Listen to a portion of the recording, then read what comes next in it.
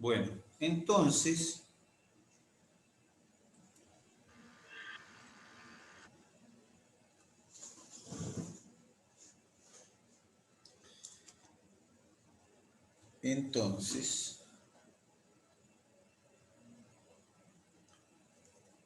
¿dónde estamos? Acá estamos. No los veía. Bueno, entonces decía que los linfocitos T responden con su TCR. Y la respuesta con el TCR implica reconocer una molécula presentada por una célula presentadora. Los macrófagos, que provienen de los monocitos, son células presentadoras, pero no son las únicas células presentadoras. Cualquier célula macrofágica local puede ser una célula presentadora. Y los linfocitos, digo, están acantonados principalmente en los ganglios linfáticos. Entonces, acá hay un problema que tenemos que tener en cuenta, que es, si yo tengo un ganglio linfático en la región de la axila y tengo un proceso en curso inmunitario, un proceso que requiere de respuesta inmunitaria específica en la mano, y el drenaje linfático, bueno, tengo el ganglio aquí, los linfocitos están acantonados, está bien, algunos están en la sangre, pero otros están acantonados en los ganglios. Entonces, ¿cómo es que las células presentadoras toman contacto con los linfocitos que están acantonados en los ganglios? Bueno, las células presentadoras generalmente ganan la posibilidad de desplazarse a través de los ganglios linfáticos cuando hay algún proceso.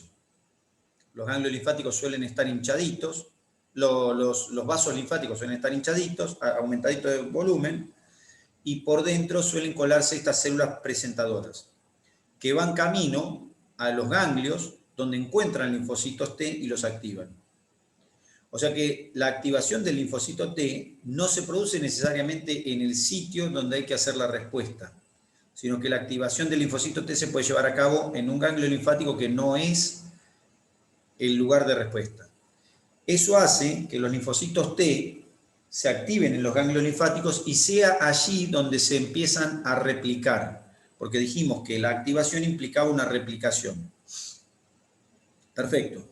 Eso implica una replicación y eso se produce en los ganglios linfáticos. De hecho, todo el mundo ha tenido alguna vez algún ganglio linfático. ¿Qué dice la gente, por ejemplo, cuando tiene una angina?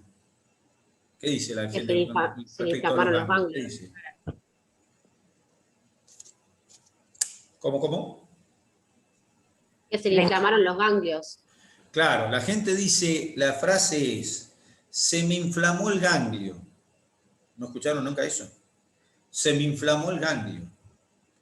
Está bien, no está mal, pero en realidad no es un ganglio y no se inflamó. En términos generales, no es un proceso inflamatorio, porque nosotros sabemos lo que es un proceso inflamatorio ahora. Y lo que sucede acá no es que hay un proceso inflamatorio. Entonces yo tengo un proceso, no sé, en una muela, en una garganta por una angina, y entonces, ¿qué pasa? Pasa que en ese lugar se generan fagocitosis y las células que fagocitan van por los ganglios linfáticos, van por los vasos linfáticos al ganglio más cercano, que pueden ser los del cuello, ¿no es cierto? Los cuellos yugulares, o cuellos del collar pericervical, o cualquiera, los que están en el cuello, y entonces llegan esos macrófagos y presentan el antígeno a los linfocitos, y los linfocitos que reconozcan esta célula presentadora, no todos los linfocitos reconocen, sino algunos pueden reconocer, o sea, reconoce a esta célula presentadora con este antígeno, pero después tengo otro linfocito que reconoce a otra célula presentadora con otro antígeno. Entonces, las que reconocen este antígeno, unido a la célula presentadora, se activan y se replican de forma clonal, de forma familiar. Esa replicación, donde hay una célula hay dos, donde hay 2, 4, 8, 16, ¿está bien? 32, 64, etcétera. Y entonces, ¿qué pasa? Donde yo tenía un ganglio que ni siquiera palpo en este momento, de repente lo empiezo a palpar. ¿Pero por qué lo palpo? Porque donde había una célula ahora hay 1.000.000. ¿Se entiende? Eso se llama hiperplasia, no es un proceso inflamatorio. Por eso no se inflamó el ganglio, se hiperplasió. ¿Está bien? Se hizo hiperplásico, se dividieron las células del ganglio. Lógicamente, los ganglios pueden inflamarse, no es que no se pueden inflamar, pero lo que caracteriza el proceso de agrandamiento ese no es un proceso inflamatorio, sino más bien un proceso inmunitario, en el que las células T se están replicando. Cuando las células T se replican, las hijas y las hijas de las hijas y las hijas de las hijas de las hijas y las hijas de las hijas de las hijas de las hijas y así sucesivamente, toda la progenie, son células que tienen TCRs reconocedores del antígeno que originó todo esto. Pero además, no se fabrica una célula T común, sino que se fabrican distintas variedades de células T. Entonces se fabrican células T de tipo CD8. ¿Qué quiere decir CD? Compact Disc. No. CD8, dijimos que CD era el clúster de diferenciación. Las CD8 son linfocitos que en su superficie presentan unas moléculas que se llaman CD8. ¿Está bien?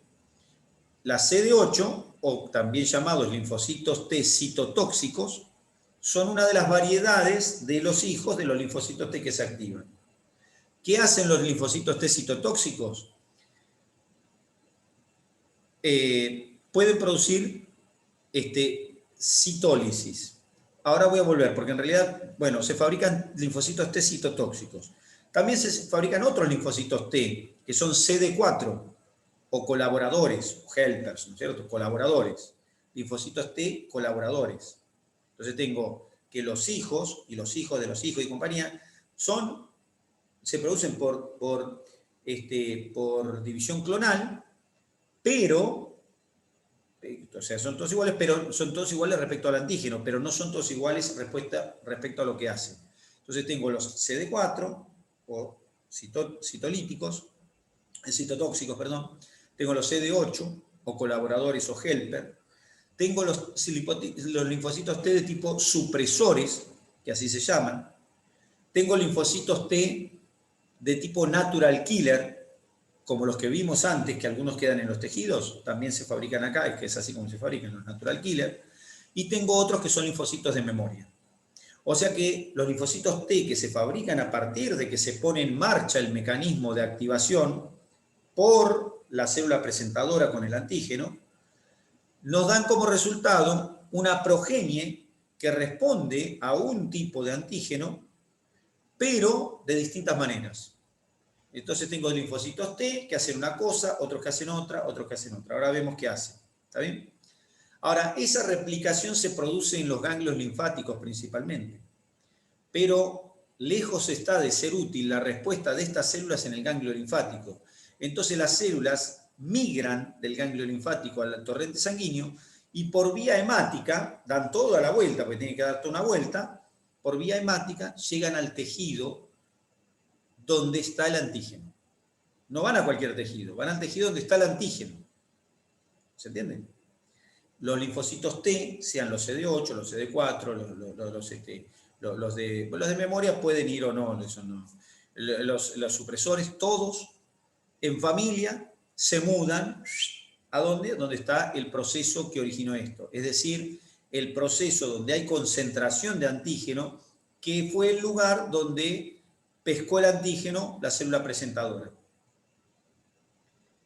En ese sitio, que cuando se mudan, entonces tienen actividad estos linfocitos.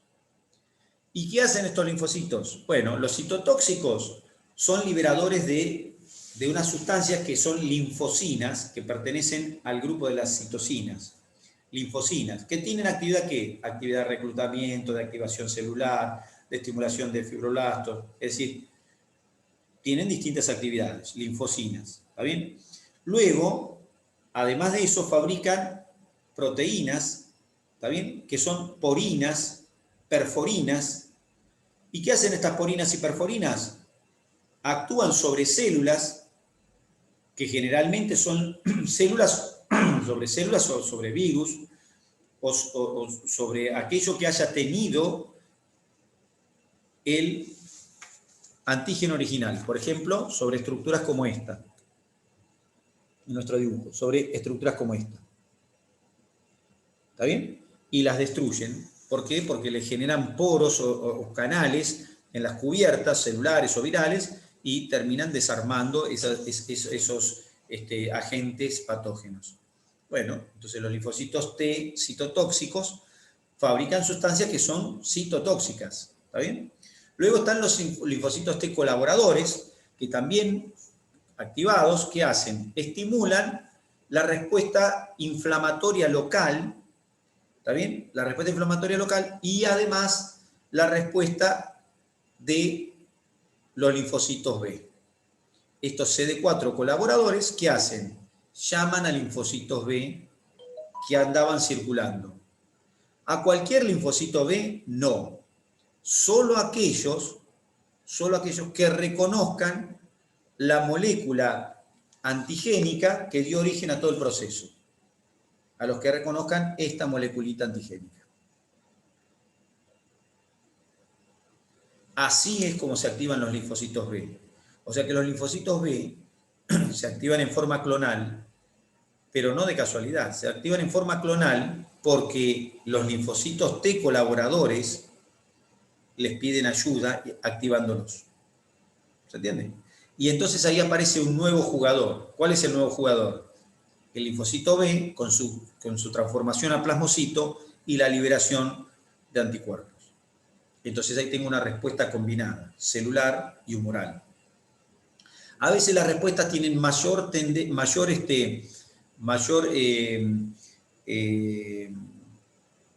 tienen mayor inclinación a lo humoral y a veces tienen mayor inclinación a lo celular. ¿Está bien? A veces la respuesta es más celular que humoral, a veces es más humoral que celular y a veces es combinada. Pero la secuencia de sucesos es esta que les cuento. Entonces, ¿quién origina todo? Un antígeno. Un antígeno origina todo.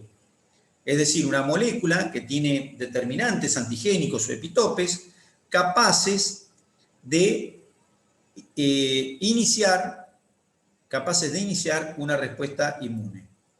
Entonces, una vez que se inicia la respuesta inmune, empieza toda la cascada que consiste en que los macrófagos presentan la célula con su complejo mayor de histocompatibilidad, presentan en ese complejo, hacen la presentación de un antígeno, se lo llevan al linfocito, le dicen, che, linfocito, hola, acá está, y los linfocitos que hacen, se activan, los que reconozcan con sus TCRs esas moléculas, y se replican fabricando linfocitos de respuesta contra ese epitope de ese antígeno, decimos contra el antígeno, y entonces se fabrican una serie de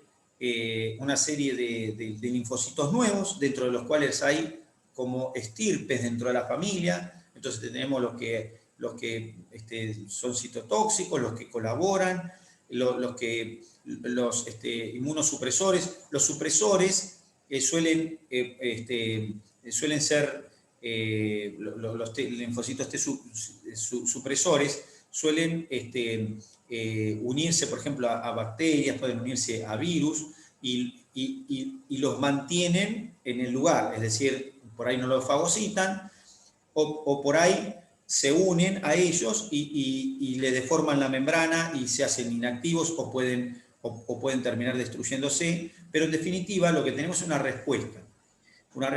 Y además quedan linfocitos T de memoria. Y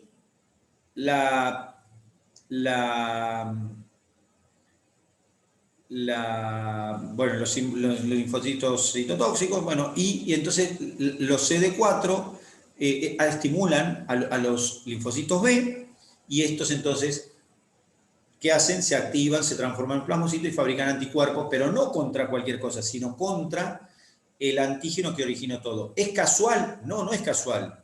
Es que esos linfocitos estaban destinados a generar una respuesta cuando apareciera algo parecido a lo que ellos saben reconocer. No pueden hacer una respuesta contra cosas que no sepan reconocer. Bueno, entonces se genera esa respuesta. O sea que la respuesta celular y humoral muchas veces van de la mano. Repito, a veces la respuesta es solamente celular, a veces la respuesta es solo humoral. Por ejemplo, cuando es una respuesta de segunda, cuando es una segunda respuesta, perdón, puede haber, por ejemplo, respuesta humoral sola.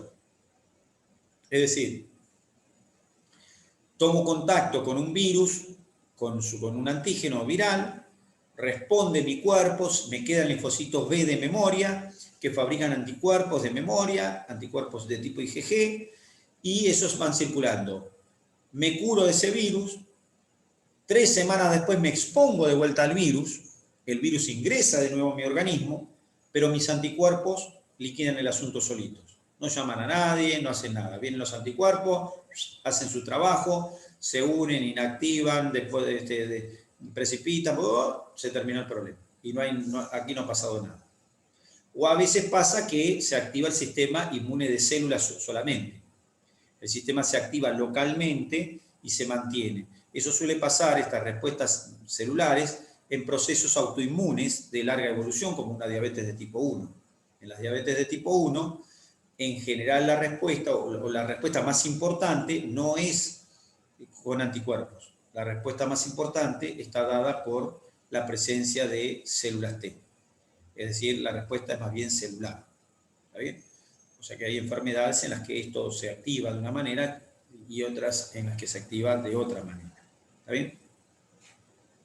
Entonces tenemos inmunidad inespecífica e inmunidad específica como forma de respuesta tisular ante la aparición de moléculas que pudieran ser reconocidas como ajenas al organismo. Moléculas que no nos pertenecen y para las cuales tenemos respuestas. ¿Está bien? O sea que acá la noxa, para que el sistema inmune se active, no es cualquier cosa. La noxa para que el sistema inmunológico se active no es la radiación, por ejemplo. No se activa el sistema inmunológico ni siquiera en el inespecífico por radiación. Bueno, se podría llegar a activar porque la radiación matara células locales o cosas locales y entonces aparece una cuestión de inespecificidad. O porque, no sé, la radiación lesiona células de la piel y entonces hay una reacción local que es especial contra las células muertas. Pongámosle, pero la forma de respuesta inmunitaria no está destinada a cualquier cosa. ¿Está bien? No es un golpe, no es no son cuestiones físicas, no son tóxicos en particular, en general, no es una sustancia que sea tóxica. La respuesta inmune puede ser contra algo que no fuera realmente tóxico, que no tuviera actividad tóxica, digamos. Una sustancia que no tuviera toxicidad celular, por ejemplo, pero que se considere como ajena. Entonces la respuesta no tiene que ser porque sea un tóxico, la respuesta no tiene por qué ser aunque puede serla el tóxico, ¿no? También, porque despierte la inmunidad a ese tóxico, pero es una medida de respuesta a lo que se considere como ajeno. Sería esa la cuestión. El cuerpo considera algo como ajeno y ese es el estímulo. ¿De acuerdo? Ese es el estímulo para que se inicie esto. A diferencia del proceso inflamatorio, que por ahí tiene una gama mayor de inicio de respuesta. Sin embargo, el sistema inmunitario tiene una gama menor de inicio de respuesta, pero, ojo, porque los inicios de respuesta también pueden ser situaciones anormales, cruzadas. Es decir, puede ser que de repente una molécula, por alguna circunstancia, empiece a ser considerada como ajena. ¿Está bien? Puede ser considerada como ajena. Por ejemplo, un virus que presenta un epitope, que presenta un antígeno con un epitope determinado, y ese epitope se parece a una molécula de nuestro cuerpo. Y entonces el sistema inmunológico responde de forma específica contra el virus, contra el antígeno que ingresó por ahí con un virus, pero después reconoce en algún tejido nuestro una estructura muy parecida y empieza a dañar nuestro cuerpo, el sistema inmune, pensando que es el antígeno del virus. ¿Está bien? O sea que el sistema inmunológico puede despertarse también de forma equivocada. ¿Está bien? De hecho, muchas enfermedades autoinmunes tienen que ver con eso, y otras tantas no sabemos, pero suponemos que tiene que ver con eso. Y le echamos la culpa a virus ambientales, virus que están en la comunidad, como iniciadores de procesos que no se hubieran presentado si no hubieran aparecido las exposiciones a esos virus o a esas moléculas. Así que bueno. Bueno, entonces tenemos como forma de respuesta la inmunidad como forma de respuesta de tejido. Forma de respuesta de tejido. Después vamos a ver algunas cosas particulares relacionadas con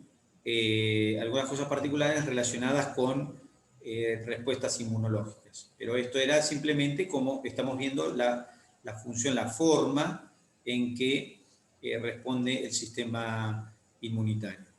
Y una cosa más, ¿cómo lesiona el sistema? ¿Cómo es que el sistema inmunitario puede lesionar nuestro cuerpo? Bueno, puede lesionar nuestro cuerpo de forma directa, siendo que los anticuerpos o que las células T dirijan su respuesta directamente contra epitopes que están en nuestras superficies celulares. Esa puede ser una manera. Pueden producir daño los complejos inmunes. Por ejemplo, una persona tiene una enfermedad por una bacteria, ¿no es cierto? Se enferma de la bacteria que produce un proceso local, inflamatorio, y también una respuesta inmunológica. Dentro de la respuesta inmunológica se fabrican anticuerpos. Los anticuerpos circulan. Bien. Y se unen a los antígenos que también pasan a la circulación. Luego se forman complejos antígeno-anticuerpo y esos pueden depositarse en tejidos que no tenían nada que ver con nada, con la respuesta, y causarle daño. En los depósitos de complejo antígeno-anticuerpo, por ejemplo, en un pulmón, en un riñón, pueden ser causantes de daño renal o de daño pulmonar. E incluso esos depósitos pueden generar procesos inflamatorios en otros órganos. O sea que se deposita el complejo en el pulmón y se produce una inflamación del pulmón por culpa de esos complejos que se depositaron ahí, que sirven como quimiotácticos para iniciar un proceso inflamatorio pulmonar en un órgano que no tenía nada que ver. O sea que los complejos autoinmunes pueden ser causantes de daño. El daño puede producirse directamente por los propios anticuerpos o por las propias células T. El daño se puede producir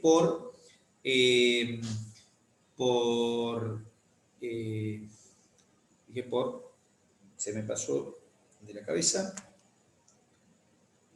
se me fue el concepto que iba a decir. Dañan directo, se pueden depositar también directamente el anticuerpo, sin necesidad de formar complejo. Se puede depositar el anticuerpo, por ejemplo, en la membrana basal del riñón. Se puede depositar el anticuerpo en la membrana basal del riñón y generar una respuesta inflamatoria, o bien directamente modificar la filtración glomerular simplemente porque la membrana basal ahora está llena de anticuerpitos. Entonces se pueden depositar los anticuerpos, se pueden depositar el complejo antígeno-anticuerpo, se pueden dañar directamente células con los anticuerpos o con las células T. O sea que existen formas de daño relacionadas con el funcionamiento incluso normal del sistema inmunológico. O sea que igual, aunque haya funcionamiento normal, por ejemplo, una respuesta en la que se fabrican complejos antígeno-anticuerpos, está funcionando todo perfecto, pero el problema es que se fueran a depositar esos complejos a otro órgano. Bueno, entonces puede haber, incluso con respuestas normales pueden haber procesos patológicos que se desprendan de eso. Entonces, bueno, conclusión, el sistema inmunológico, respuesta tisular, controlada. Bueno, hoy lo voy a dejar ahora, que son las 2 de la tarde, porque voy a aprovechar para hacer una cosita. Total, ya está grabado el anterior, así que no hay problema. ¿De acuerdo? Nos vemos el miércoles que viene a las 13 horas. ¿Listo? Muy bien, gente. Dale, buen fin de... Nos vemos. Chao, profe, gracias. No hay por qué.